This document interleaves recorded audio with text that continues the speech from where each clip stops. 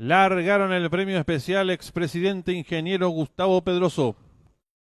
Salen muy juntos los competidores, tratan de el camino por el lado de la pista. Número 8, Houdini, que toma cuerpo de ventaja. Número 3, Loco Jerry, tercero se desempeña el participante. Número 5, Atraco, cuarto viene accionando por dentro del 1. El número 2, El Sabio.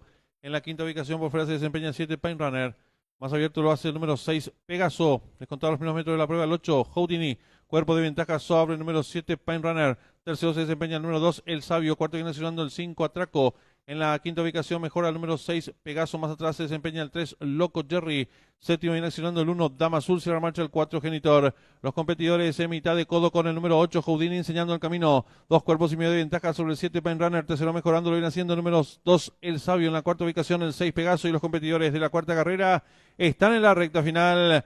Últimos 400 metros para el disco. Número 8, Houdini intenta la disparada. Lo hace con 2 cuerpos de ventaja sobre el número 2, El Sabio. Tercero se desempeña el participante número 7, Pine Runner. Descuente a los últimos 250 metros para el disco. Número 8, Houdini, firme en la delantera. Lo hace con 2 cuerpos y medio de ventaja sobre el número 2, El Sabio. Tercera se desempeña la competidora número 1, Dama Azul. Descuente a los últimos 100 metros para el disco. Número 8, Houdini, firme en la delantera. Varios cuerpos de ventaja sobre el número 6, Pegaso. Tercero el 1, pocos metros para el disco. El 8, Houdini, de punta a punta con Javier Portillo. Amplias ventajas sobre el número 6, tercero el 1.